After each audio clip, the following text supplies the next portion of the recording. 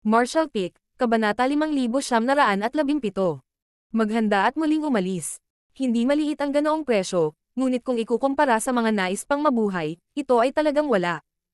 Pagkatapos ng Wang Chang, dalawa pa ang nabigong ma-promote, at si Yang Kai ay gumawa ng sunod-sunod na mga putok upang iligtas ang kanilang buhay. Buti na lang at sa kabila ng mga ups and downs sa promotion ng tatlo pa, nakadaan din sila ng ligtas. Sa puntong ito, ang 23 na tagumpay ay nagtagumpay sa isang buong 20, na nangangahulugan na ang human race ay ipinanganak ng 20 na 9th grade sa isang pagkakataon. Bilangin ang nakaraang Yang Kai at iba pa, ang kasalukuyang 9th grade lineup ng human race ay lumampas sa 30 9th grade. Ang isang bilang na tulad ay hindi pa rin maihahambing sa rurok ng human race, ngunit ito ay isa ng mahusay na simula. Ang hukbo ay na-rehabilitate, at halos lahat ay nagpapahinga at nagpapagaling. Ang pag-overcome sa non-return level ay simula pa lang. Sa orihinal na plano ng human race, pagkatapos manalo sa non-return pass, ang kailangan nilang harapin ay ang unang araw ng ekspedisyon. Ang human race ay natalo sa unang ekspedisyon sa Primodile Heaven's Source Grand Restriction, na humantong sa pagbagsak ng langit, at walang gustong ulitin ang parehong kabiguan. May kapangyarihan pa rin ang human race na mag-ekspedisyon at lumaban muli pagkatapos ng huling pagkatalo. Gayunpaman, natipon ng human race ang lahat ng mga puwersang maaaring lumaban. Kung matalo ulit, natatakot sila na talagang masisira ang human race. Ngunit ang plano ay hindi kailanman makakasabay sa mga pagbabago. Ang paglitaw ng mga reinforcement ng Black Ink Clan ay nakagambala sa orihinal na pagdeploy ng human race. Bago ang unang araw ng ekspedisyon, mayroon ding lubhang piling hukbo ng Black Ink Clan na may 10 milyon sa kanila sa daan at naging isang malaking hadlang. Kung hindi masira ang balakid na ito, hindi na kailangang isipin ang ekspedisyon. Ang magandang balita lang ay napigilan na ang Primodile Heaven's Source Grand Restriction para sa iba pang reinforcement ng Black Ink Clan na ito. Ang hindi mabilang na mga taon ng mga selyo ay nagpapahintulot sa kanila na magkaroon ng limitadong impormasyon tungkol sa lahi ng tao sa ngayon. Hindi nila alam ang pagkakaroon ng Void Guards, at hindi nila alam. Ang kanilang sariling mga galaw ay sinusubaybayan ng human race, at ito ang lahat ng mga lugar na maaaring gamitin. Sina Yang Kai at Mi Jinglan ay nagtipon upang pag-usapan ng maraming beses, at sa wakas ay nakabuo sila ng isang magagawang plano. Habang ang hukbo ay nag-aayos, ang ilang mga lihim na nilikha ay mabilis ding ipinanganak. Para sa kadahilanang ito, ang napakalaking mapagkukunan ay patuloy na natupok. Ang human race ay nasakop at hindi bumalik pagkatapos ng kalahating taon. Sa Puriang Pass, sa discussion hall, ang 9th grades ng human race ay nagtitipon sa isang hall. Sa harap ng 29 na 9th grade na napromote lamang pagkatapos ng huling Great War, tulad ni Yang Kai at iba pa, sila ay itinuring na bilang ang 9th grade. Hindi napigilan ng lahat na mapabuntong hininga dahil sa emosyon. Isang buong 30 tao, mula noong isang trahedya na labanan sa airspace sa taong iyon, ang human race ay walang ganoong karangyang line-up sa loob ng libu-libong taon. Sa loob ng kalahating taon, ang bagong promote na 9th grade ay halos nagpapatatag ng kanilang kaharian. Bagaman hindi nila naalis ang lahat ng mga paghihirap ng unang promosyon, walang gaanong oras para sa kanila upang ayusin ang kanilang estado. Pagkatapos ng huling malaking labanan, ganap na silang naayos. Sa loob ng kalahating taon, ito ay simpleng luho para sa human race ngayon. Nang itinaas ni Mi Jinglan ang kanyang kamay, ang mga Jade Slip ay lumipad sa mga kamay ng lahat. Nang ang lahat ay nag-iimbestiga, ibinuka niya ang kanyang bibig at nagsabi. Pagkatapos ng labanan kalahating taon na ang nakalipas, ang Void Guard ay dumating upang magulat, at ang isa ay nagmula sa direksyon ng Primodile Heaven's Source Grand Restriction. Ang mga reinforcement ng Black Ink Clan ay tumigil, at sila ngayon ay nakahiga sa pagtambang sa tanging daan patungo sa Primodile Heaven's Source Grand Restriction ng Human Expedition, halos sa hangganan ng Black Ink Battlefield ng Black Ink Clan at ng sinaunang larangan ng digmaan, mas malapit sa sinaunang larangan ng digmaan. Sa pakikinig sa kanyang pagsasalaysay, siniyasat ng 9th grade ang mga Jade Slip at nalaman na mayroong ganoong impormasyon sa mga Jade Slip. Muling sinabi ni Mi Jinglan. Mula sa impormasyong makukuha sa ngayon, ang mga Black Ink Clan ay alam na ang tungkol sa digmaan ng hindi bumabalik sa kaugalian, at alam din ang huling resulta ng labanan, kaya't sila ay tumigil at naghihintay sa ating human race army na dumating pabalik para tambangan. Ito ay isang magandang bagay. Hindi nila alam na ang kanilang mga galaw ay matagal nang nakalantad, kaya't magagawa natin ang lahat. Dahil pinili nilang tambangan tayo, pagkatapos ay sasamantalahin natin ang sitwasyon upang palibutan sila at lipulin sila sa isang pagbagsak. Kung gusto nating mag-expedition sa Primodile Heaven's Source Grand Restriction, itong Black Ink Clan Reinforcement Army ay dapat lutisin muna. Noong kayo ay nasa retreat, nakipag-usap ako ng isang plano kay Junior Brother Yang. Kung walang problema, pagkatapos ay sisimulan natin itong ipatupad. Kung may problema, mangyaring magsalita sa lalong madaling panahon at pag-usapan at lutisin ito ng magkasama. Tahimik na sinuri ng isang grupo ng mga tao ang Jade Slips. Tahimik ang bagong na-promote na 9th grade.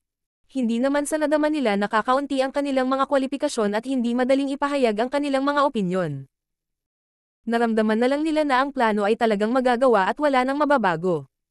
Noong sila ay nasa retreat upang patatagin ang kanilang kaharian, sina Yang Kai at Mi Jinglan ay nagsusumikap pa rin. Sinabi ni Xiang Shan. Maliban kung walang Royal Lord Powerhouse, ang dami at kalidad ng Black Ink Clan reinforcement na ito ay hindi bababa sa panahon kung kailan hindi ito nakabalik sa peak. Maaari bang makumpirma na walang Royal Lord Powerhouse? Tumingin si Mi Jinglan kay Yang Kai. Personal na pumunta si Junior Brother Yang upang mag-imbestiga at nakumpirma ito. Siyempre, bago magsimula ang plano, magsasagawa siya muli ng maingat na imbestigasyon upang matiyak na tama ang ating katalinuhan. Bahagyang tumanggaw si Xiang Shan. Kung gayon, walang problema. Bagamat ang reinforcement ng Black Ink Clan na ito ay hindi gaanong naiiba mula noong hindi ito bumalik sa Rurok, ang sitwasyong kailangang harapin ng human race sa panahong ito ay iba sa orihinal. Hindi bababasa, ang reinforcement ng Black Ink Clan na ito ay walang Royal Lord, walang mga itim na higanting Diyos, at ang human race ay hindi lamang May 20th pang 9th grade, kundi pati sina Ada at Aer upang tumulong. Ang mga pakinabang na hatid ng dalawang giant spirit god lamang ay hindi makalkula. Bukod dito, ang mga paghihirap na dapat harapin sa pananaliksik at mga labanan sa larangan ay ganap na naiiba. Kaya't kahit na kailangan nilang harapin ang isa pang 10 milyong reinforcements ng Black Ink Clan, na may mental arithmetica o hindi sinasadya, ang panig ng human race ay may tiwala na makakain ang kabilang panig sa pinakamababang halaga. Kung walang problema, pagkatapos ay magpatuloy ayon sa plano. Ang mga pangangailangan para sa labanang ito ay naihanda sa loob ng kalahating taon. Lahat ng hukbo ay magiging handa kaagad at aalis sa loob ng 3 araw. Isang grupo ng 9th grade ang tumayo at nangako, at naghiwa-hiwalay sila. Matapos manalo sa labanan sa No Return Pass at hindi bumalik kalahating taon na ang nakalilipas, ang bagong na-promote na 9th grade ay nahahati din sa mga pangunahing legion. Pinapanatili pa rin ng human race ang pagsasaayos ng 12th Great Army. Sa ganitong paraan, ang bawat army ay may 2 hanggang 3 9th grade. Ang Chihao Army ay nakaupo sa bayan, hindi kailanman magkakaroon ng nakakahiyang sitwasyon kung saan walang 9th grade sa isang tiyak na hukbo. Pagkaalis ng lahat, tumingin si Mi Jinglan kay Yang Kai. Kumusta ang pinsala ni Junior Brother? Sumagot si Yang Kai. Ang aking pinsala ay hindi masyadong mahalaga, ngunit ang kapangyarihan ng mga Dragon Vein ay hindi maaaring ma-activate sa maikling panahon. Ang sekwela ng suntok ng Dragon Bead ay hindi na mababawi ng ganoon kabilis. 20 taon. Tumanggaw si Mi Jinglan. Sa labanang ito, kailangan pa nating pagsikapan ang mga nakababatang kapatid. Dapat. Tumanggaw si Yang Kai at tumayo at sinabing, Senior Brother, pupunta muna ako sa retreat kung wala ng ibang tagubilin. Ngumiti si Mi Jinglan. Pumunta ka. Napasimangot si Yang Kai, bago umalis sa bulwagan, isang malaking mukha na nakatikip sa langit ang idiniin sa kawalan, at isang nakakabigay puri ng ngiti ang lumitaw sa kanya. Hindi nakaimik si Yang Kai, at lumabas ang isang langit at lupa na butil, at sinabi kay Ada. Kumain ka pa, huwag kang matulog, malapit na itong labanan. Tumili si Ada habang ngumunguya ng langit at lupa na butil, at casual na tumugon.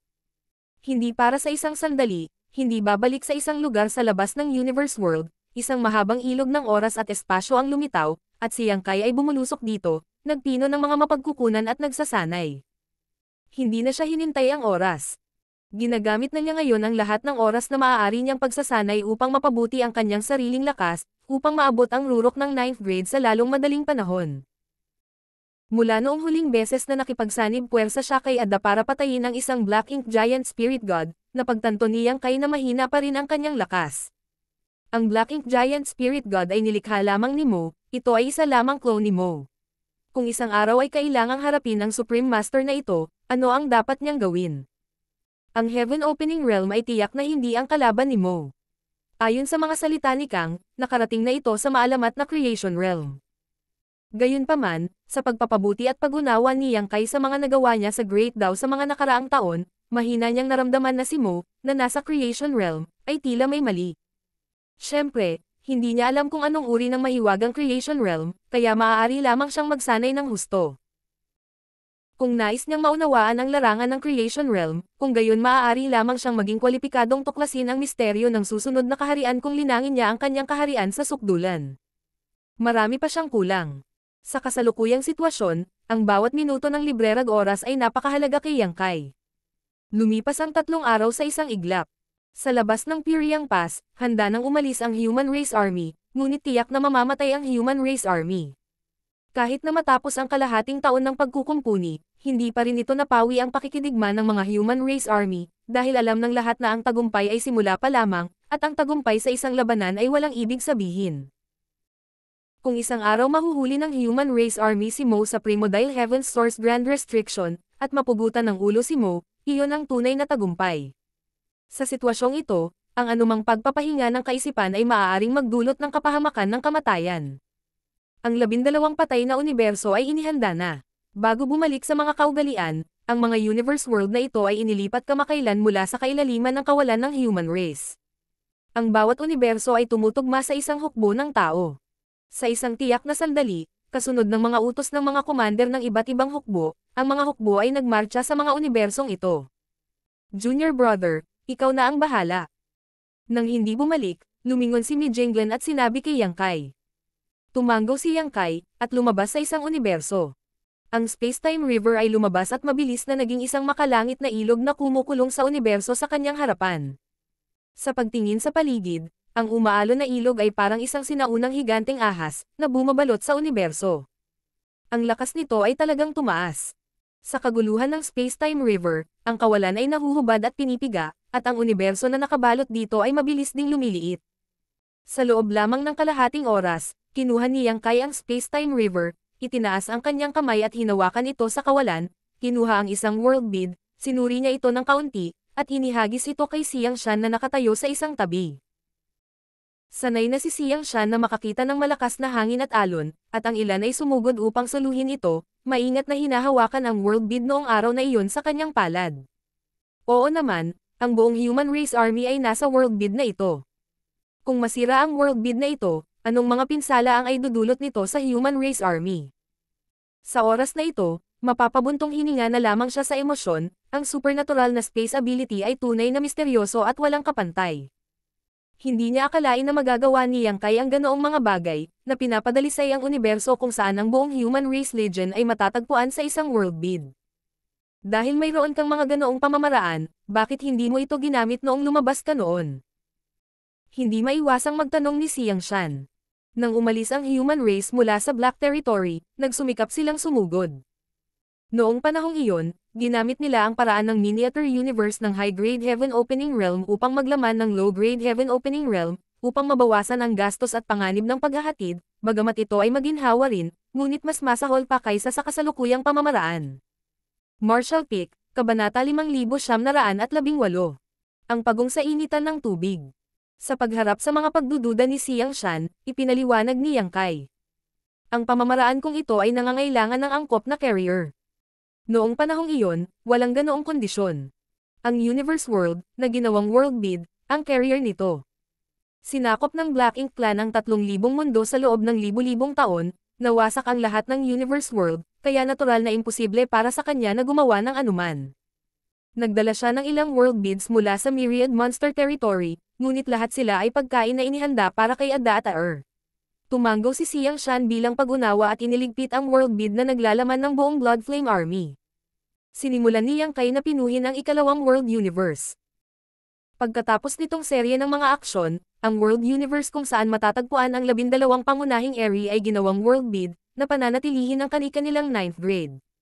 Sa labas ng No Return Pass, mayroon na lamang isang Pyriang Pass na natitira. Ang mga sundalo ng Central Army at maging ang 2 Giant Spirit God ay natipon sa plaza. Sa oras na natapos ni Yang Kai na pinuhin ang Pyriang Pass gamit ang Space-Time River, isang grupo na lang ng 9th grade cultivator ang natitira. Lumingon si Mi Jinglen at tumingin sa direksyon ng No Return Pass, sinabi sa malinaw na boses. Kayong lahat ay dapat gawin ang lahat para mabantayan ang lugar na ito. Kung isang araw ay babalik ang hukbo, ito ang araw ng tagumpay. Kung isang araw. Huminto siya saglit bago nagpatuloy. Kung may masamang balita mula sa mga frontline, lahat kayo ay tatatakan ang territory gate at babalik sa 3,000 mundo. Sa pag-alis ng hukbo, mayroon pa ring ilang sundalong naiwan upang bantayan ang no-return pass. Kung tutusin, ito ang gateway sa heavens, kaya hindi nila ito maaaring baliwalain. Ang pinagkaiba lang ay ang mga natitirang sundalo ay pawang nasugatan sa nakaraang labanan, lahat sila ay may bali ang mga braso at binti. Mayroon lamang ilang 10,000 sa kanila. Dati, nang utusan sila ni Mijinglan na manatili sa no-return pass, ang libu-libong sundalong ito ay pumunta pa sa head office para magreklamo. Bagamat sila ay baldado na, mayroon pa rin silang kalooban na patayin ang kanilang mga kaaway. Nasira man ang kanilang lakas, nagkaroon pa rin sila ng lakas ng loob na mamatay kasama ang kanilang mga kaaway. Para sa kadahilanang ito, si Mijinglan ay gumugol ng mahabang panahon sa pagsisikap na pakalmayan sila bago tuluyang pinahintulutan ang libu-libong sundalong ito na manatili at bantayan ang no-return pass. Kailangang gawin ang lahat kung sakali.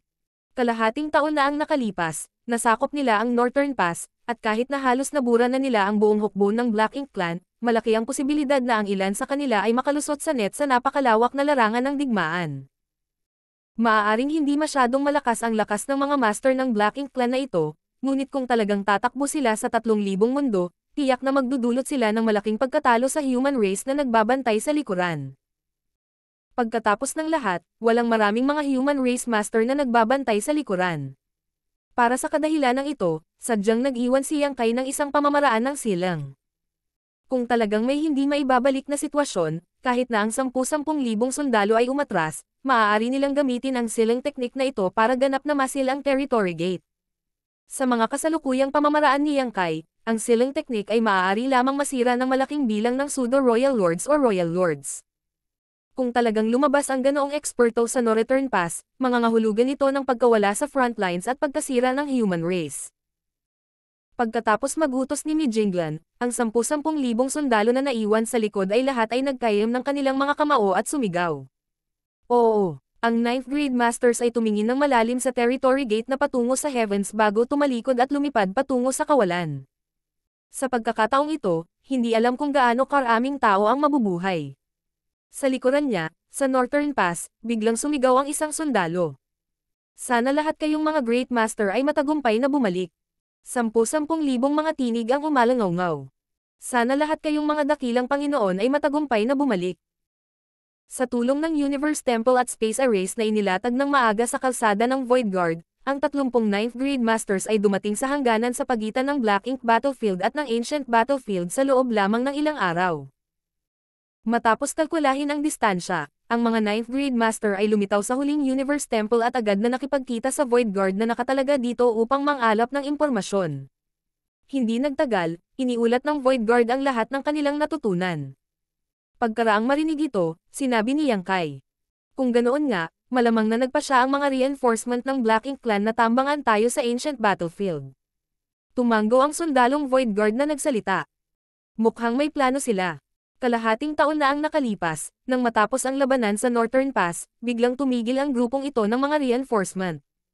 Noong panahong iyon, hindi namin alam kung ano ang nangyari, ngunit pagkatapos nito, naunawaan namin na tiyak na nakatanggap sila ng ilang balita mula sa Northern Pass. Tumango si Mijinglan. Si Mona Ye ay nagpapadala ng mensahe bago siya namatay, kaya dapat ay ito ang kanyang kaayusan. Sa araw na iyon, pinatay niyang kay si Mona Ye gamit ang kanyang sibat habang si Mijinglan ay naglabas ng maliit na black ink nest mula sa kanya. Sa oras na iyon, malinaw na ginamit ni Mona Ye ang kapangyarihan ng black ink nest para magpadala ng mensahe sa mga reinforcement sa kalsada. Napakalinaw ng sitwasyon ngayon. Alam ng mga reinforcement ng Black Ink Clan na nalantad ang kanilang pag-iral, at alam din nila na ang no-return pass ay nasakop na, kaya sa ilalim ng pagsasaayos ni Mona Ye, pumili sila ng angkop na larangan ng digmaan para tambangan tayo. Gayunpaman, hindi nila inaasahan na darating kami ng ganoon kabilis. Sa isang normal na bilis, kahit na ang human race ay maglalakbay sa isang ekspedisyon mula sa no-return pass, aabutin pa rin sila ng higit sa isang dekada upang marating ang lugar na ito. Sa oras na iyon, gaano man kalakas ang puwersa ng human race, sila ay mauubos pa rin, at ang Black Ink Clan ay madaling mahuli ang human race nang hindi handa. Gayunpaman, sa katotohanan, pagkatapos na alisin ng human race ang no-return pass, gumugol sila ng kalahating taon sa paglilinang bago dumating dito sa loob lamang ng ilang araw. Sa hitsura nito, ang pagtatatag ng Void Guard sa araw na iyon ay isang matalinong desisyon, na hindi sinasadyang niresolba ang isang malaking krisis para sa human race. Ang ganitong uri ng maling impormasyon ay maaaring gamitin sa kanilang kalamangan. Saglit na nag-isip si Yang Kai bago itinaas ang kanyang ulo at sinabing, "Senior brother, mangyaring magpahinga sandali habang ako ay mag-iimbestiga." Tumanggaw si Mi Jinglan. "Kung gayon, mahihirapan ako kay junior brother." Isang sundalo ng Void Guard ang agad na humakbang at nag-alok ng Space Spirit Bead kay Yang Kai. Inabot ni Yang Kai at kinuha ito, tahimik na pinaandar ang kapangyarihan ng Space Spirit Bead saglit. Sa isang kislap ng liwanag mula sa Space Spirit Bead, nawala si Yang Kai. Sa susunod na sandali, lumitaw siya sa kawalan na may isang figure sa tabi niya. Si Li Wuyi, na sinusubaybayan ng mga galaw ng mga reinforcement ng Black Ink Clan. Ito ang paraan kung paano niya hinanap si Li Wuyi noong nakaraang pagkakataon. Nang makita si Yang Kai, nakahinga ng maluwag si Li Wuyi. Ang pagiging mag-isa dito upang subaybayan ang sitwasyon ay medyo nakaka-stress, ngunit ngayong dumating na si Yang Kai, naramdaman niyang lumuwag ang bigat sa kanyang mga balikat. Ang no-return pass ay nasakop na. Tanong ni Li Wuyi. Bagamat nalaman na ni Li Wuyi ang mga resulta ng labanan sa no-return pass, hindi niya maiwasang magtanong. Oo, tumanggaw si Yang Kai. Mabuti naman at nasakop na ito. Ngumiti si Li Wuyi, ngunit mabilis niyang pinigilan ang sarili at bamulong. Kumusta ang mga nasawi? Hindi ito masyadong malaki, ito ay nasa loob ng pagpapaubaya. Tumanggaw si Li Wuyi at hindi na nagtanong pa. Ang tanging alam niya ay isang serye ng mga malamig na numero, ngunit ang bawat numero ay kumakatawan sa isang sundalo ng human race, kaya ang presyo na babayaran sa labanan ay palaging napakabigat. Kamusta ang sitwasyon dito? Laming-galing si Yang Kai sa paligid ngunit wala siyang nakitang anumang bakas ng mga reinforcement ng Black Ink Clan, kaya hindi niya maiwasang mataranta. Alam kong darating ka, kaya umatras ako ng kaunti para hindi ako ma-detect ng Black Ink Clan. Wala akong makita mula sa posisyon na ito. Paliwanag ni Li Wuyi. Kalahating taon na ang nakalipas, huminto sila at nagtatayo ng kanilang defensive line. Mag-set up ng isang defensive line. Nagtaas ng kilay si Yang Kai, medyo nagulat. Tumanggaw si Li Wuyi. Kinaladkad nila ang maraming patay na universe world mula sa malapit upang kumilos bilang isang kalasag, na tila nagbabalak na magtayo ng isang kampo doon. Nag-iisip na sinabi ni Yang Kai. Kaya wala silang planong tambangan at sa halip ay gusto nila tayong labanan ng direkta. Mayroon silang mga kwalifikasyon para gawin iyon. Naging solemn na ang ekspresyon ni Li Wuyi. Daan-daang pseudo-royal lords, 10-10 milyong high-grade Black Ink Clan man lang. Kahit na wala silang Royal Lord o Black Ink Giant Spirit God, isa pa rin silang puwersang dapat isaalang-alang. Dapat ito ang ayos ni Mona Ye. Biglang naunawaan ni Yang Kai. Wala silang pag-asa na pigilan ang ating ekspedisyon, ang gusto lang nila ay pahinain ang lakas ng human race hanggat maaari. Hanggat ang lakas ng human race ay hangina sa isang tiyak na lawak, kahit na ang isang ekspedisyon ay walang gaanong kahulugan, kaya sa halip na umasa ng isang ambush, maaari pa silang mag-set up ng isang defensive line. Inaasahan pa nila na matutuklasan ng human race ang kanilang mga landas. Nag-isip sandali si Li Wuyi bago tumanggo. Talaga? Nagtanong muli si Yang Kai. Gaano sila kabante? Sumagot si Li Wuyi. Kaya lang. Hindi nila inaasahan na ang hukbo ng human race ay darating ng ganoon kabilis, kaya't wala silang masyadong maraming scout na nakakalat sa paligid, at ang kanilang hanay ng pagtuklas ay hindi rin masyadong malaki. Ang mga Black Ink Clan scout na iyon ay nakapag-imbestiga lamang sa malapit, ngunit dahil dito, hindi komportable para sa akin na maging masyadong malapit. Kalahating taon na ang nakalilipas, nagawa niyang subaybayan ang mga galaw ng hukbo ng Black Ink Clan mula sa pinakamalapit na distansya, ngunit pagkatapos na magtayo ng kampo ang Black Ink Clan, hindi siya nang ahas na lumapit ng husto baka malantad niya ang kanyang sarili. Titingnan ko, sabi ni Yang Kai bago humingi ng direksyon at lumipad ng mas malalim sa kawalan. Bagamat wala pa siyang nadiskubreng mga master ng Royal Lord nang dumating siya para mag-imbestiga noong nakaraan, walang masama sa pagiging maingat, kaya pinakamahusay na maingat na kumpirmahin itong muli. Kung hindi, kung sumiklab ang isang mahusay na labanan, ang mga pagkakamali sa ulat ng panektik ay malamang na magreresulta sa maraming hindi kinakailangang pagkatalo para sa human race. Matapos lumipad sa direksyong iyon ng ilang sandali, nakita ni Yang Kai ang mga bakas ng hukbo ng Black Ink Clan. Inactivate niya ang natal divine ability ng Thunder Shadow, itinatago ang kanyang figure at aura habang papalapit siya. Pagtingin sa paligid, lahat ay tulad ng sinabi ni Li Hui. Ang hukbo ng Black Ink Clan ay nagtayo na ng kampo sa walang laman na rehiyong ito. Ang patay na Universe World ay kinaladkad mula sa iba't ibang bahagi ng Void at nag-set up ng natural na defensive line dito. Ang lugar na ito ay ang ancient battlefield pa rin. Sa ancient era, ang human race at ang Black Ink Clan ay matinding lumaban sa malawak na larangang ito. Hindi mabilang na makapangyarihang mga master at sage ang namatay sa labanan, na nag-iwan ng maraming paghihigpit at mga bitag na hindi pa na-activate, kabilang ang divine ability at secret technique na nakahiga sa tulog. Ito ang lahat ng mga pakinabang na magagamit ng Black Ink Clan. Habang papalapit si Yang Kai sa mga reinforcement ng Black Ink Clan, iniskan niya ang kanyang paligid. Ilang sandali pa, dumating si Yang Kai sa pinakamalapit na posisyon at maingat na sinuri ito. Matapos kumpirmahin na ang mga reinforcement ng Black Ink Clan na ito ay talagang walang Royal Lord level master na nagbabantay sa kanila, agad na nag-relax si Yang Kai. Bagamat ang grupong ito ng mga reinforcement ng Black Ink Clan ay medyo marami sa kanila at maaaring ituring na mga elite, ang kanilang kakulangan sa impormasyon ay ginawa silang parang mga pagong sa isang garapon. Martial Peak, Kabanata 5919. Tahimik na malakas na agos. Makalipas ang kalahating araw, nang bumalik si Yang Kai sa Universe Temple, nagtipon ang 9th Grade Masters upang magtanong tungkol sa sitwasyon. Ipinaliwanag ni Yang Kai ang kanyang nakita, at tumanggo si Mi Jinglan. Kung ganoon nga, hindi ito gaanong naiiba sa inaasahan ko. Kung ganoon, dapat ba tayong kumilos ayon sa plano? Tanong ni Xiang Shan. Lumingon si Mi Jinglan kay Yang Kai at nagtanong. Ano ang iniisip ni Junior Brother? Sumagot si Yang Kai. Walang problema. Naging mataimtim ang ekspresyon ni Mi Jinglan habang sinabi niya. Kung gayon ay kikilos tayo ayon sa plano. Makalipas ang ilang sandali, bukod sa 2 sundalong Void Guard na naiwan, umalis ang lahat. Makalipas ang isang araw, sa kawalan na hindi masyadong malayo sa kampo ng mga reinforcement ng Black Ink Clan, iniunat ni Yang Kai ang kanyang kamay kay Xiang Shan, na nagbigay ng world bead na dala-dala niya. Lumakas ang kapangyarihan ng Space Great Daw, at ang mga kamay ni Yang Kai ay mabilis na nakabuo ng isang serye ng mga hand seal, dahan-daang tinapik ang world bead bago ito itinapon sa kawalan. Pagkatapos umalis sa pagkakahawak ni Yang Kai, ang munting world bead ay mabilis na lumawak, at sa abot ng mata, ang kalmadong kawalan ay parang isang bato na itinapon sa lawa, na nagdulot ng mga alon na kumalat. Hindi nagtagal, bumalik ang world bead sa orihinal nitong estado, at isang patay na daigdig ng universo ang tumayo sa kawalan. Ang Blood Flame Army ay nagpapagaling pa rin. Senior Brother Xiang, ipaubaya ko ang posisyon na ito sa iyo at kay Junior Brother Sun. Sabi ni Yang Kai. Tumanggo si Xiang Shan, at tumanggo rin ang bagong na-promote na 9th grade na tinatawag na Sun.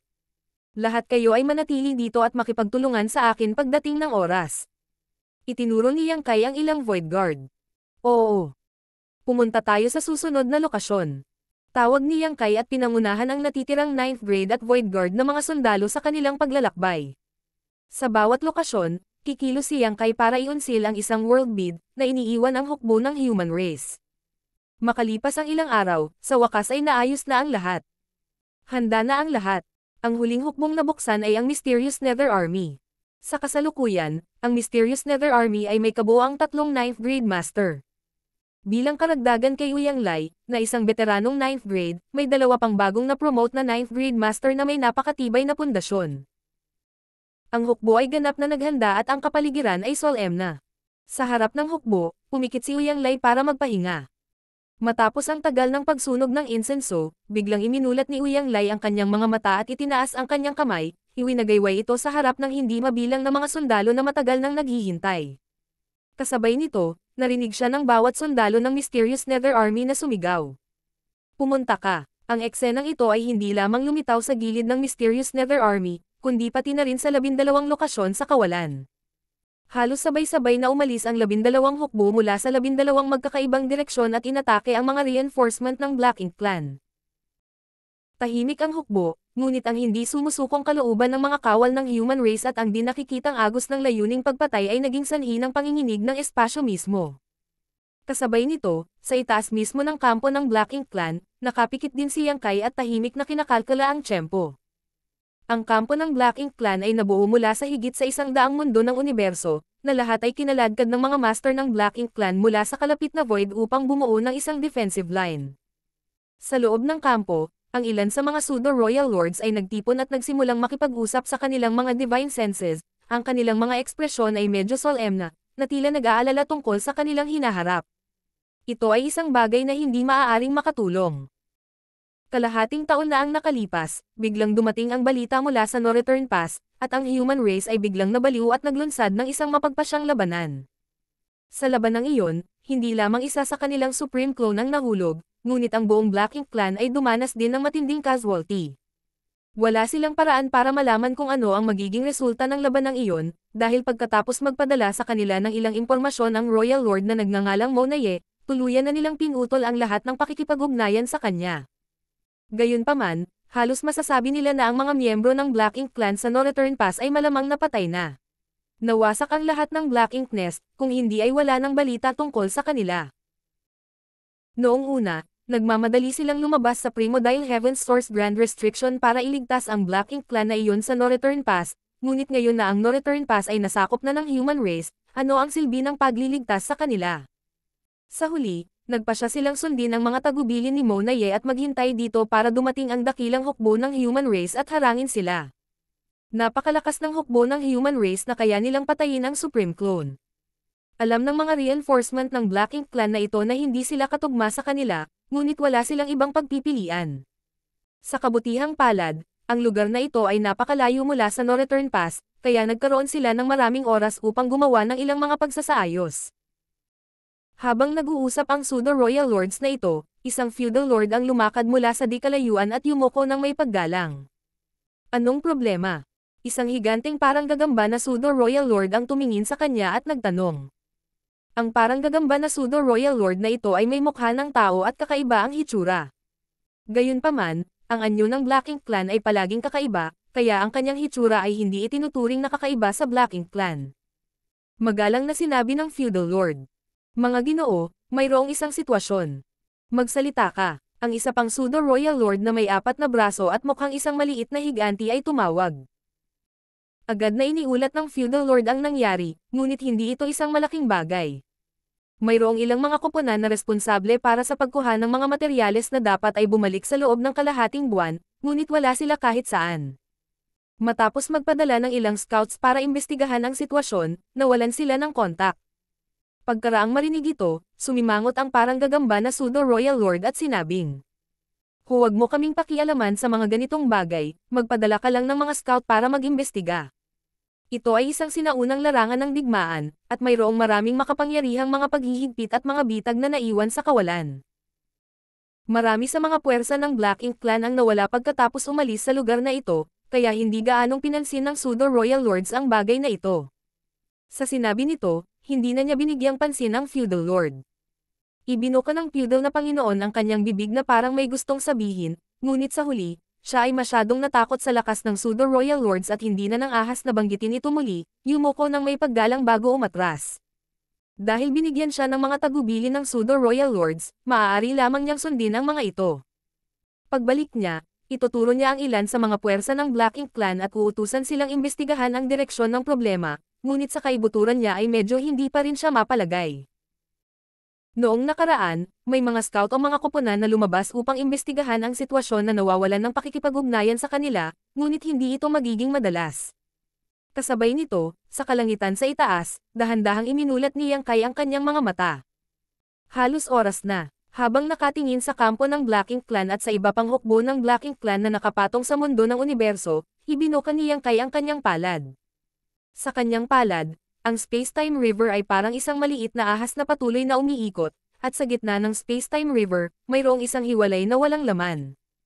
Nakatatak sa kawalan ang isang maliit na daanan ng bundok. Sa loob ng maliit na daanan ng bundok na ito ay may 2 figurang nakaupo na naka-cross-leg, mukhang napakaliit at napakaganda. Nang dama po ang mga mata ni Yang Kai sa kanila, tila may napansin ang 2 figure at agad na tumangala bago tumayo. Bahagyang tumango si Yang Kai sa kanila bago dahan-daang itinapon ang Space-Time River. Tulad ng world beads na nasil, nang umalis ang Space-Time River sa kontrol ni Yang Kai, agad itong lumawak. Ang biglaang paggalaw na ito ay agad na nakakuha ng atensyon ng mga master ng Black Ink Clan. Marami sa pseudo-royal lords, territory lords, at maging ang feudal lords sa universe world na ito ay nakadama ng isang bagay at tumangala. Nang makita ang eksenang ito, lahat ng miyembro ng Black Ink Clan ay nagulat. Isang malaking ilog ang lumitaw mula sa manipis na hangin, at habang ito ay lumalawak, isang maringal na daanan ng bundok ang unti-unting lumitaw sa kanilang larangan ng paningin. Nang makita ng isang pseudo-royal lord ang mga salitang nakaukit sa gate ng bundok, kinusat niya ang kanyang mga mata sa hindi makapaniwala bago ito maingat na suriin upang matiyak na hindi siya nagkakamali. Ito ay talagang Pyryang Pass. Hindi pa nila nakita ang Pyryang Pass noon, ngunit ang impormasyong ipinadala ni Mo na Ye bago ang kanyang kamatayan ay naglalaman ng napakalakas na pag-iral. Ito ang tanging pass na kasalukuyang nasa ilalim ng kontrol ng human race, at ito ay gumanap ng malaking papel sa labanan sa No-Return Pass. Bakit nandito ang Pyryang Pass? Bukod dito, ang ilog na nakaunat sa kawalan ay mukhang pamilyar. Kung iisipin, hindi ba ang ilog na ito ang natatanging divine ability ng human race killing star na kilala bilang Yangkai? Ang biglaang pagbabagong ito ng mga pangyayari ay naging sanhi ng pagkagulo ng marami sa mga Panginoon ng Black Ink Clan, wala ni isa sa kanila ang nakakaalam kung ano ang nangyayari, ngunit mayroon pa ring ilan na sapat na matalino upang magpakawala ng Dagandong. Atake ng kalaban. Dumating na ang human race. Ang sigaw na ito ay bumulaga sa lahat ng Black Ink Clan. Bagamat hindi nila alam kung paano nakarating ang human race dito sa napakaikling panahon, wala silang panahon para isipin iyon. Bago pa magawa ng mga Black Ink Clan reinforcement na ito, ang malaking Pyryang Pass ay bumagsak sa universe world sa gitna. Sa laki, ang Pyryang Pass ay walang alinlangan na mas maliit kaysa sa mundong ito ng universo, ngunit ang tila magaan na bagsak na ito ay aktwal na nahati ang buong mundo sa universo. Ang eksenang ito ay parang bowl ang bakal na tumatama sa isang pakwan. Isang marahas na shockwave ang lumipas, at ang mundo ng universo ay nabawasan sa hindi mabilang na mga piraso. Ang Black Ink Clan cultivator sa itaas ng mundo ng universo ay nagulo. Ang ilan sa mga hindi pinalad ay agad na nadurog at nauwi sa tinadtad na karne, ngunit karamihan sa kanila ay tinamaan ng shockwave, na naging sanhi ng pag-ubo ng dugo at nagtamo ng matinding pinsala. Tanging ang Black Ink Clan master ng feudal lord o mas mataas ang makakalaban sa shockwave na ito. Sa isang strike lang, mahigit 100,000 high-grade Black Ink Clan masters ang bumagsak. Ang epekto ng Pyryang Pass ay simula pa lamang. Sa ngayon, walang human race na nag-activate ng kapangyarihan ng Northern Pass, kaya isa lang itong walang buhay na bagay na hindi gaanong gumaganap ng papel. Gayunpaman, nang dinurog ng Pyryang Pass ang mundo ng universo, dalawang figure ang biglang pumailanglang sa kalangitan, ang kanilang mga higanteng katawan ay patuloy na lumalawak, nagiging matataas na higanteng mga bagay sa isang kisap mata, pinoprotektahan ang pass na ito. Ang walang hanggan na pressure mula sa napakalaking figure na ito ay naging sanhi ng 10-10 milyong miyembro ng Black Ink Clan na makaramdam ng panginginig ng kanilang mga kaluluwa habang binabalot sila ng walang katapusang lamig. Giant Spirit God. Umalangaw-ngaw ang hiyawan ng takot mula sa lahat ng direksyon. Walang sino man ang nag-aasam ng isang Giant Spirit God na lilito dito, at dalawa sa kanila sa oras na iyon. Ang Pyryang Pass at Giant Spirit God na dapat ay nasa Northern Pass ay biglang lumitaw dito. Hindi maisip ng pseudo-royal lords kung paano nila nagawang tumawid ng ganoon kalaking distansya sa napakaikling panahon at naglunsad ng ganoong kabanggas na pag-atake habang ang Black Ink Clan ay ganap na hindi handa. Martial Peak, Kabanata 5,920. Lahat ay lumabas. Mula sa lahat ng direksyon, binomba ng hindi mabilang na secret technique ang dalawang Giant Spirit God. Instinct ng mga miyembro ng Black Ink Clan ang kumilos sa gulat. Sa sandaling iunat ni Naada at Aer ang kanilang mga katawan, binalot sila ng matinding pag-ataking ito. Roar! Umungol si Ada, ang kanyang karaniwang tapat na mukha ay puno ng galit. Walang nagawa si Ada. Si Ada lang ang nagpakita dito. Nabugbog talaga si Da. Ang Black Ink Clan ay talagang hindi maganda. Habang umuungal siya, ang hindi mabilang na Black Ink Clan secret techniques na lumipad patungo sa kanya ay tila tumama sa isang hindi nakikitang pader at lahat ay naharang. Sa sumunod na sandali, humakbang si Ada at sumugod. Ang mga galaw ng behemoth ay tila mabagal at malamaya, ngunit sa isang hakbang, nakarating ito sa harap ng pinakamalapit na mundo ng universo at sumuntok. Ang Giant Spirit God ay mas malaki pa sa Pyryang Pass, at kahit na nakatayo sa harap ng Universe World, ang laki nito ay hindi gaanong naiiba. Nang dama po ang suntok na ito sa mundo ng universo, lahat ng miyembro ng Black Ink Clan na nasa saklaw ng suntok na ito, malakas man o mahina, ay naging alikabok. Kahit isa sa mga Pseudo-Royal Lord ay hindi nakaligtas sa suntok na ito. Ang makapangyarihang Pseudo-Royal Lord ay madaling napatay sa pag-atake nitong Giant Spirit God. Mayroong hindi mabilang na iba pang mga biktima. Ang ibabaw ng mundo ng universo ay biglang bumagsak, at isang marahas na pagsabog ng enerhiya ang sumambulat, na agad itong naduraj. Hindi mabilang na Black Ink Clan ang umuungol sa sakit habang sinusubukan nilang tumakas, ngunit nahuli sila sa resulta ng suntok na ito at hindi na nila nagawang lumaban. Ang pagdurog sa mundo ng universo sa isang suntok ay isang bagay na kayang gawin ng human race 8th grade heaven opening realm, ngunit imposible para sa kanya na gawin ito ng lubusan at basta-basta. Ito ang kapangyarihan ng Giant Spirit God. Sa universo na ito, bukod sa hindi maarak na tunay na katawan ni Mo, ang Giant Spirit God ay palaging nakatayo sa tuktok ng individual na lakas. Marahil ay hindi sila bihasa sa anumang uri ng secret technique o divine ability, o marahil ay kulang sila sa katalinuhan, ngunit pinagkalooban sila ng lumikha ng isang likas na makapangyarihang lakas. Habang sinisira ni Ada ang Universe World sa isang suntok, si Aer ay hindi rin idle. Nag-charge din siya ng pasulong, pumasok sa defensive line na maingat na itinakda ng Black Ink Clan. Sa bawat suntok at sipa, sisabog ang mundo ng universo at maraming miyembro ng Black Ink Clan ang mamamatay. Sa ilang paghinga lang, ang malawak na kawalan na ito ay napuno ng universe fragment, at ang Black Ink strength ng Black Ink Clan na tumagas pagkatapos ng kanilang kamatayan ay napakakapal na halos hindi na ito mawala. Hanggang sa sandaling ito ay sa wakas ay nag-react ang Pseudo-Royal Lords. Sa tuktok ng mga bundok, nagsimulang pakilyusan ng Pseudo-Royal Lords ang kanilang mga hukbo upang harangin at salakayin ang dalawang Giant Spirit Gods. Sa lalong madaling panahon, ito ay epektibo. Kahit na ang lakas ng Giant Spirit God ay nakakatakot, dalawa lang sila, at malaki ang target nila. Napakalaki ng bilang ng mga reinforcement ng Black Ink Clan, kaya hanggat naaangkop ang mga ito, hindi maaaring maliitin ang pinagsamang pag-atake. Ang tuloy-tuloy na pag-atake na nagmumula sa lahat ng direksyon ay nagdulot ng pag-ugoy ng mga figure ni Ada at Aer at naging restricted ang kanilang mga galaw, na lalong nagpapataas ng kanilang bangis. Nagawa ng hukbo ng human race na patayin ang pangalawang Black Ink Giant Spirit God sa dalawang round ng labanan, kaya kung ang Black Ink Clan ay maaaring ayusin ang mga bagay-bagay sa paraang ginawa ng human race, malamang na magagawa rin nila. Siyempre, noong pinatay ng human race ang pangalawang Black Ink Giant Spirit God, ang Black Ink Giant Spirit God ay nakipag-away na kay Ada at Aer, kaya hindi magaan ang mga pinsala nito. Dagdag pa rito, nahadlangan ang mga galaw nito, kaya hindi nito nalabanan ang pinagsama-samang pag-atake ng hukbo ng human race. Maging ang Black Ink Giant Spirit God ay hindi nakayanan ang napakaraming pag-atake. Sa ngayon, natural na mas maganda ang sitwasyon ni Ada at Aer kaysa sa Black Ink Giant Spirit God.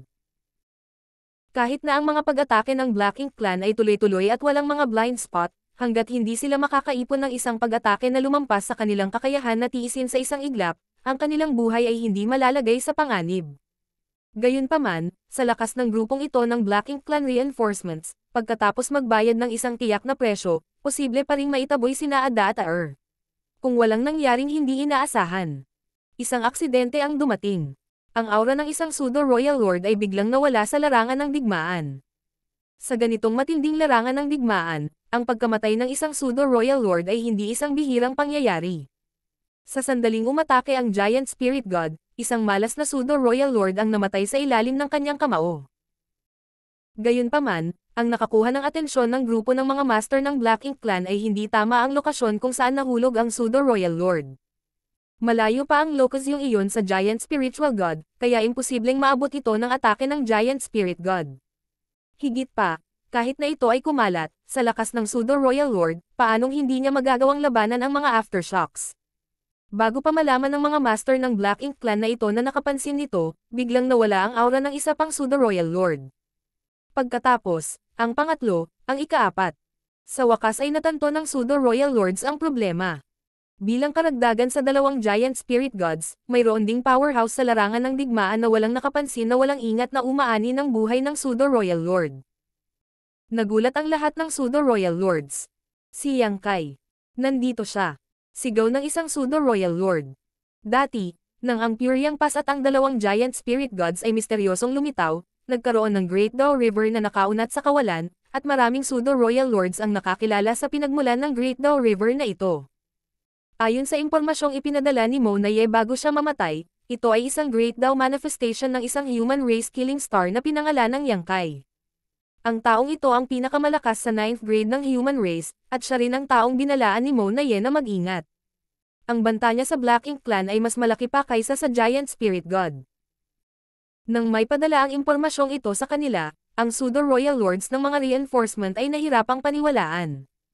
Gaano man kalakas ang cultivation ng isang human race, paano siya magdulot ng mas malaking banta sa Black Ink Clan kaysa sa isang Giant Spirit God? Gayunpaman, si Mo Naye ay ang Royal Lord, kaya ang impormasyong ipinadala niya sa huling sandali ng kanyang buhay ay nagpilit sa mga reinforcement na seryosohin siya. Sa sandaling ito, sa wakas ay napagtanto ng pseudo-royal lords na malamang natama si Mo Naye. Bagamat makapangyarihan ang Giant Spirit God, nakikita pa rin nila ito. Kung ikukumpara sa Giant Spirit God, ang ganitong uri ng nakatagong krisis na maaaring sumabog anumang oras ay ang pinakamahirap na bantayan. Katatapos lang sumigaw ng nagulat na pseudo-royal lord nang bigla itong tumili. Marami sa mga master ng Black Ink Clan ang naakit sa sigaw na ito at nagmamadaling ibinaling ang kanilang mga mata, para lamang makita ang isang figure sa likod ng pseudo-royal lord na ito na nawawala. Sa ilang mga punto, isang malaking butas ang lumitaw sa dibdib ng pseudo-royal lord, kung saan nananatili ang kapangyarihan ng Great Dao, na nagpapabagal sa kanyang sigla. Huwag mo siyang hayaang makatakas. Sumigaw ang isa sa mga pseudo-royal lords habang ang kanyang aura ay tumalon patungo sa kawalan. Marami ring pseudo-royal lords ang nag-react at ganoon din ang ginawa. Nag-iiba-iba ang espasyo ng dahan-daang lumabas ang figure na dapat ay kumupas. Ito ay isang human race, na may hawak na mahabang sibat sa kanyang kamay habang siya ay tumalon sa gitna ng hindi mabilang na mga kaaway. Medyo maganda ang reaksyon mo. Mahinang sabi ng tao na ito, ngunit wala ni isa sa mga pseudo-royal lord ang nakarinig ng anumang papuri mula sa kanya. Bilisan mo at itali mo siya. Ang pseudo-royal lord na kanina lang ay sumigaw ay walang alinlangan na mas matalino at alam na ito ay isang pambihirang pagkakataon. Kung ang human race killing star na ito ay pinahintulutan na muling itago ang kanyang sarili, sino ang nakakaalam kung ilang master ng Black Ink Clan ang magdurusa? Sa ngayon, pinakamahusay na itali siya at pigilan siya sa paghahanap ng isa pang pagkakataon para patayin ang pseudo-royal lords. Ang pseudo-royal lords na pinakamalapit kay Yang Kai ay agad na sumugod sa kanya, bawat isa sa kanila ay umaatake mula sa iba't ibang direksyon. Ang mga pag-atake ng pseudo-royal lords ay hindi mabagal, bihira silang mag-coordinate sa isa't isa ng ganoon kabilis. Kung mayroon mang ibang 9th grade human race cultivator dito, sila ay agad na mahuhulog sa isang mapait na labanan. Gayunpaman, ang ekspresyon ni Yang Kai ay nanatiling hindi nagbabago habang iniunat niya ang kanyang kamay at gumawa ng isang grabang motion sa hangin, na naging sanhi ng pagtaas ng kapangyarihan ng Great Dao at ang tunog ng pagpunas ng tubig upang punan ang mundo.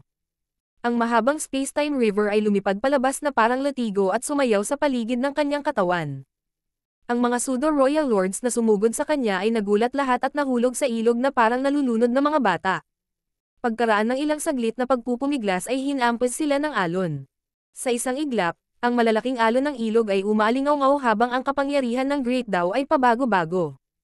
Sa loob ng malaking ilog, ilang mga figure ang nakipaglaban upang mabuhay. Mabilis na nawala ang kaguluhan. Muling iwinagayway ni Yang Kai ang kanyang kamay at lumitaw ang ilang figure mula sa ilog. Nang makita ito ng maraming master ng Black Ink Clan, lahat sila ay nagulat at namutla ang kanilang mga mukha. Ito ay dahil ang mga figure na itinapon ay walang iba kundi ang mga pseudo-royal lords na nahulog sa ilog kanina lang. Gayunpaman, sa sandaling ito, lahat sila ay nawala ang kanilang dating kahanga-hangang paraan at lahat sila ay natatakpan ng mga sugat, na walang sigla. Sa ilang sandali lang, ilang makapangyarihang pseudo-royal lords ang namatay. Nakakagulat na paraan. Ang mga pseudo-royal lords na nagmamadali pa rin patungo sa kinatatayuan ni Yang Kai ay mabilis na huminto at nagalak na hindi sila naabutan sa kakaibang ilog, kung hindi, sila ay namatay. Nag-alinlangan ang pseudo-royal lords. Bagamat ang balitang ipinadala ni Mo Naye ay nagpaalam sa mga master ng Black Ink Clan na ito na ang human race killing star na ito na pinangalan ng Yang Kai ay hindi maaaring maliitin, walang sino man ang umasa na ang human race na ito ay napakalakas. Maganda. Hindi tulad ng gulat at takot ng pseudo-royal lords, labis na kaligayahan ang naramdaman ni Yang Kai. Sa nakalipas na ilang taon, itinatago niya ang kanyang tunay na lakas, at sa tuwing lalahok siya sa laban ng No Return Pass, hindi niya magagamit ang kanyang buong lakas. Ito ay isang kakilakilabot na pakiramdam. Bagamat hindi siya nagpigil sa huling labanan, nahaharap sa isang makapangyarihang pag-iral tulad ng Black Ink Giant Spirit God, hindi niya naramdaman ang bentahe ng pagiging malakas. Ang pagpatay kay Mona Ye ay umasa sa Thunder Shadow's Concealment Divine Ability at pagkatapos noon, siya ay nagpapagaling mula sa injury. Hanggang ngayon, sa pagkamatay ng ilang pseudo-royal lords, sa wakas ay nakita ni Yang Kai kung gaano kalakas ang kanyang lakas. Noon, kapag ginamit niya ang Spacetime River, kahit na matrap niya ang mga ito sa loob, imposibleng mapatay niya ang mga ito ng ganoon kadali, kaya kailangan niyang personal na pumasok sa ilog para makipaglaban sa kanyang mga kaaway. Ngunit sa ngayon, hindi na kailangan iyon. Halimbawa, kung ang isang master ng Black Ink Clan sa pseudo-royal lord level ay pumasok sa ilog, ang kanyang buhay at kamatayan ay nasa kanyang mga kamay. Ito ay isang pagbabagong dulot ng pagtaas ng antas ng paglilinang ng isang tao. Patayin siya. Sigaw ng pseudo-royal lord habang siya ay umatras. Isang serye ng mga pag-atake ng secret technique ang lumipad patungo sa posisyon ni Yang Kai, ngunit isang after-image lang ang natama nila bago nawala muli si Yang Kai. Ang pseudo-royal lord, divine senses ay nagiba-iba, ngunit hindi nila siya natukoy. Sa magulong larangan ng digmaan na ito, lahat ng uri ng pagbabago-bago ng enerhiya ay pinaghalo-halo, na naging dahilan upang maging lubhang mahirap para sa kanila na maghanap. Ngunit maya-maya, nagpakitang muli si Yang Kai, na nagpakita sa likod ng pseudo-royal lord na naguutos, ang sibat sa kanyang kamay ay tumutusok patungo sa kanyang ulo.